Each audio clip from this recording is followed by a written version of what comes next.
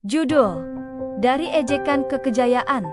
Perjalananku membungkam mereka yang pernah merendahkanku masa kecil yang pahit sejak kecil. Aku selalu menjadi sasaran ejekan, di sekolah, di lingkungan rumah, bahkan di antara teman-teman sekelasku sendiri. Setiap hari, ada saja yang mereka cari untuk ditertawakan badanku yang kurus, nilaimu yang pas-pasan, caraku berbicara yang gagap, atau bahkan hal-hal sepele seperti sepatuku yang sudah usang.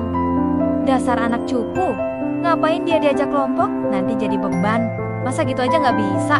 Bodoh banget sih. Kata-kata itu seperti hujan asam yang perlahan mengikis kepercayaan diriku. Aku mulai menarik diri, menghindari keramaian, dan membenci suara tawa karena setiap tawa yang kudengar seakan tertuju padaku. Aku sebenarnya suka menulis, tapi karena trauma diejek, aku selalu diam. Namun, guru bahasa Indonesiaku, Bu Rina, memaksaku ikut.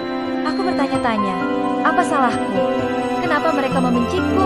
Ibuku sering berkata, "Jangan dengarkan mereka, nak. Suatu hari, kau akan membuktikan siapa dirimu sebenarnya." Tapi di usia belia itu, kata-kata penyemangat ibuku tenggelam dalam lautan ejekan yang tak berujung. Malam itu, aku pulang dengan perasaan hancur. Tapi, entah mengapa, justru di titik terendah itu, muncul amarah yang membara. Aku lelah jadi bulan-bulanan. Titik balik. Saat aku memutuskan untuk berubah, semuanya berubah di kelas ke-8.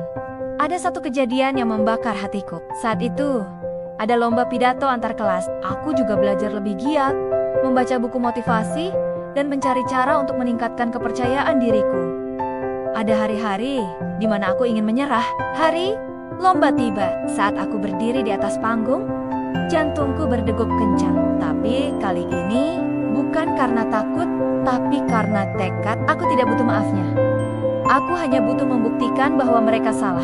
Aku menyelesaikan pidatoku dengan lancar, yang kupetik bahkan dengan penuh emosi. Tapi setiap kali itu terjadi, seluruh ruangan bertepuk tangan, termasuk mereka yang dulu menertawakanku. Tapi selama kau percaya pada dirimu sendiri, suatu saat kau akan membungkam mereka semua tanpa perlu berkata apapun. Jika ada anak yang mengalami hal serupa, aku ingin berkata, perlahan semuanya berubah.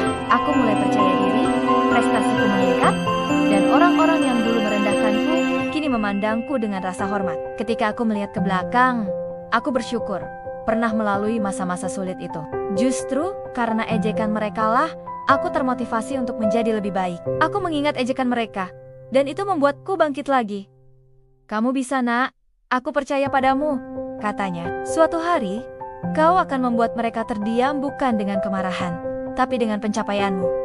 Aku memberanikan diri, tapi saat latihan pertama di depan kelas, suaraku gemetar, dan beberapa anak langsung menertawakanku. "Haha, suaranya kayak anak TK. Kini dia mending mundur aja deh.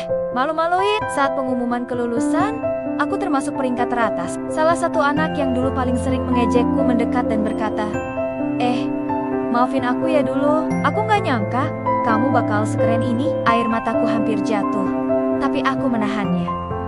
Aku memutuskan ini waktunya berubah. Proses pembuktian diri. Aku mulai melatih diriku setiap hari. Aku berlatih pidato di depan cermin, merekam suaraku, dan memperbaiki setiap kesalahan. Adalah kemenangan terindah. Tidak mudah.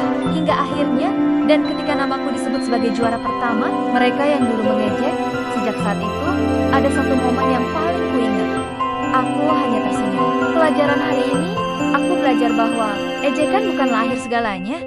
Ia bisa menjadi awal dari kebangkitanmu. Orang-orang yang merendahkanmu hari ini bisa saja menjadi yang paling memujimu di kemudian hari. Kesuksesan adalah pembalasan terbaik. Kini, biarkan kata-kata mereka menjadi bahan bakarmu, karena dunia mungkin akan meragukanmu.